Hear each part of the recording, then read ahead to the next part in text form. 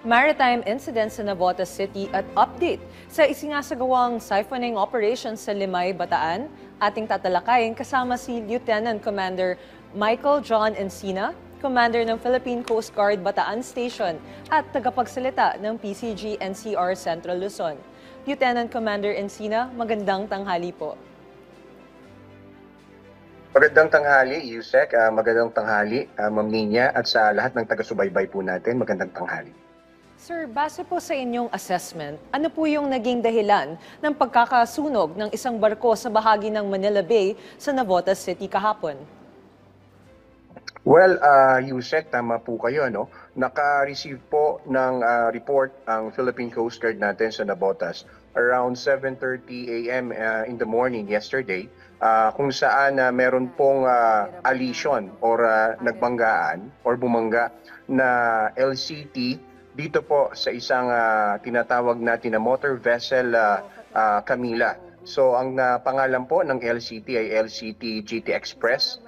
Ito pong dalawang barkong ito ay nakaangkorahe dito po sa Navotas Anchorage area nang nangyari po yung insidente. So around 9:20 AM naman po kahapon, ang crew po ng barkong MV Camilla ay tumawag at nag-inform sa ating Philippine Coast Guard Navotas na meron na pong fire on board. Agaran po na ang ating Coast Guard ay nag-deploy ng floating asset at nakipag-coordinate po sa ating mga maritime stakeholders para po makatulong at sa pagresponde dito. Nag-deploy din po tayo ng quick response team natin at lahat po ng 18 crew ng MV Camilla ay na-rescue din po natin kahapon. Nabigyang lunas din po ang mga ito at at the same time kasama din po natin dito ang Bureau of Fire na nag-provide ng medical assistance dito po sa 18 crew ng MV Camilla.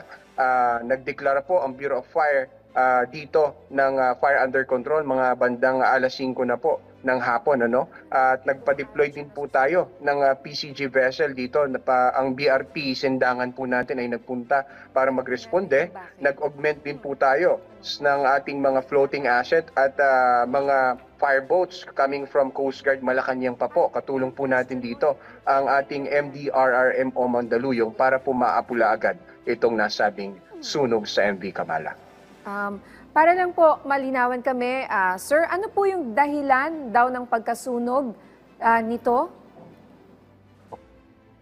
Yes, Ma'am Nina, around that time po, 7:30, nagkaroon po ng alisyon. So, ito pong LCT GT Express ay tinamaan po yung may area ng bridge nito pong MV Kamala. At ito po yung naging dahilan kung bakit nagkaroon po ng fire, yung pong pagsalpok nito dito sa area pong ito.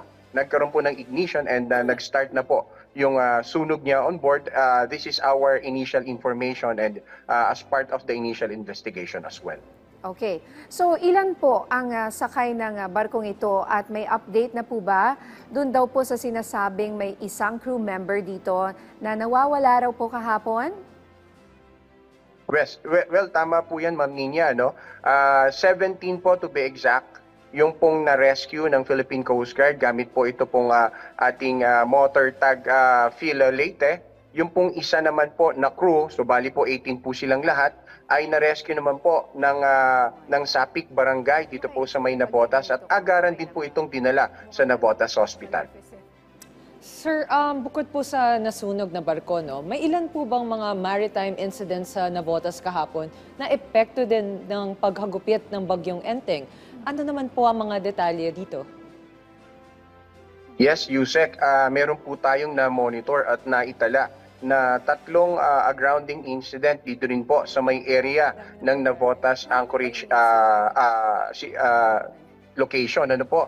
Yan po nakikita po natin sa ating mga video. Ito po yung mga barko, mga LCT at motor tankers po na napadpad dahil po sa lakas ng alon at agos. Sila po ay initially naka-anchor dito po sa Navotas at because nga po dun sa lakas ng hagupit nitong bagyong Enteng at yung paghila at pagbugso po ng ating southwest monsoon o itong ating hanging habagat, ito po yung kinasadlakan ng mga barkong ito. Ang lahat ng mga ito naman po, ma'am, ay nakipag-ugnayan na po agad-agad ang Philippine Coast Guard natin sa Coast Guard Manila sa mga may-ari upang agaran din po itong matanggal at agaran mabigyan na agad po natin ng paunang lunas ito pong mga sitwasyon na ito. Okay, lumabas din po sa mga ulat kanina na may isa pang barge na sumadsad dyan po sa tabing dagat sa Navotas City. Ano po ang update or detalye nito, sir? Well, ma'am, agaran po na nagpunta agad ang ating Coast Guard Navotas dyan sa area pong yan at inassess po agad natin, kinuhanan po natin ng panayam yung kanilang mga crew. Ganun na rin po yung kanyang may-ari, kinontak na rin po natin sila. At sa ngayon po, they will be conducting ito pong operation para po agaran din nating matanggal yung barge na ito dyan po sa may vicinity ng Navotas. Sir, mukhang marami mga insidente kasi meron pa kami isang update dito na may isang barge carrier sa Cavite na sumadsad din dahil sa bagyong Enteng. Ano naman po ang naging epekto nito sa mga residenteng malapit sa lugar? Yes, ma'am, so far yung pong epekto nito doon sa mga residente ay wala naman po kahit papaano sapagkat maaga naman po nating nasabihan yung ating mga kababayan, particular ito pong mga fisher folks natin sa area po ng coastal community along the jurisdiction po ng Cavite na pinagbabawalan po natin silang pumalaot dahil nga po sa hagupit at maaaring maidulot nitong bagyong Enteng sa atin. So kahit papaano po Yusek na-avert or napigilan po natin yung epekto nitong pagsadsad ng barkong ito dito po sa may area ng Cavite. Ganon din po ang patuloy na pakikipag-ugnayan ng ating mga kasamahan ng Philippine Coast Guard doon po sa may-ari nitong barko upang agaran po itong mapulaw.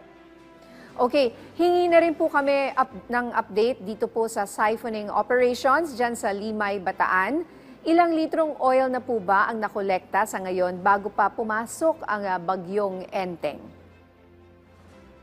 Yes, Ma'am Nina. Last Sunday po ang huling siphoning activity na pinayagan ng Philippine Coast Guard para po ma-ensure natin na wala pong oil leaks na mangyayari dito po sa ginagawa nating paghigop ng langis sa ilalim ng dagat on board po sa motor tanker Terra Nova. Kahapon po at ngayon ay atin muna pong pinagpaliban ang siphoning operation upang ma-ensure natin ang maximum safety and least minimum amount po ng leakage na maaaring ma-incur natin during the course po nitong pagtama ng bagyong Enteng. Kasalukuyan po, meron na po tayong nasa siphon na 1.2 million liters of oily waste dito po sa motor tanker Terra Nova.